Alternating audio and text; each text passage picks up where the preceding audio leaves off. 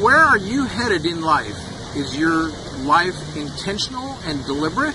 Or are you more like a BB in a boxcar just bouncing from wall to wall, or a ping pong ball bouncing from one person to the next, or a pinball just bouncing off of all the little circles that get in your way?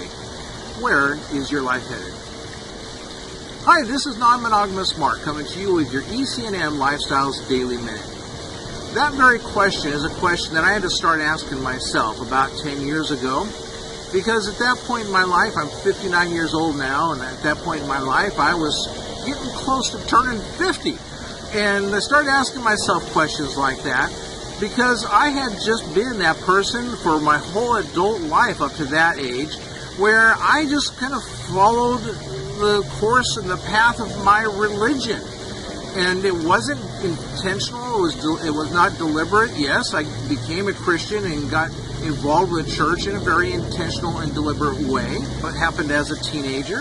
But from that point forward then, it's like I was just following this path, and it was not intentional, it was not deliberate.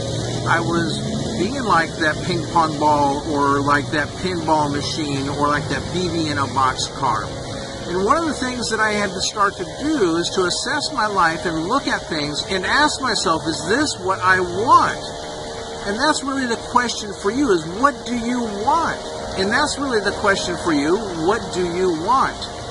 Instead of what is it that you're just following and where you're headed because that's where everybody else is heading and giving you the direction for.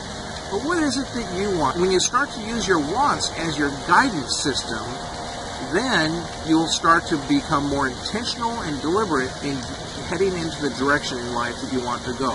And for me personally, I found that brought me into a life that is now sex positive instead of sex negative and really a bad sex life. It brought me into a life where I'm not ethically and consensually non-monogamous instead of being monogamous and miserable. And it opened up a whole new world for me.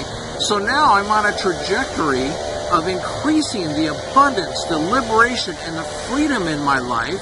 And as I do that, I understand that I can increase the abundance, liberation, and freedom for myself, but I don't then impose or infringe what I want in my life upon anybody else. And so very often, that's a course that people take, is that what they want for themselves, then they start to impose that upon other people. And I remember many years ago, I got into a conversation about freedom and how one person's freedom ends where another person's freedom begins. And the conversation was, well, what if my freedom was to kill somebody and then eat them? Cannibalism. Well, that would be my freedom. Well, no, because then your freedom is imposing on someone else. And yes, in our society, we don't go to that extreme in that extent. But what we do in our society is that when we want to enjoy our own level of freedom, we suddenly start to impose that on someone else, and that we want them to behave and think in the same way. Whether that be the religious culture that I came from, or the sex positive culture that I'm in now, we are not to impose our own thoughts and our beliefs and our behaviors on anybody else, but instead we're to attract people to ourselves that are like-minded, and then we can enjoy all the things that we want in our life. For that to happen, you do need to know a little bit about how to attract those people to you, and that's why I'm working on a free seminar that I'll be telling people more about in a couple months as I get ready to launch this free seminar. It'll be an online seminar that I do so that everybody who wants to participate can, and it'll be recorded online so that those who can't make it live can also then enjoy it at their own leisure. Well, thanks a lot for listening today, and if you want to know more about ECNM Lifestyles, then go ahead and click on that link. And yes, on Fridays, sometimes I go a little overtime. Thanks for being with me today.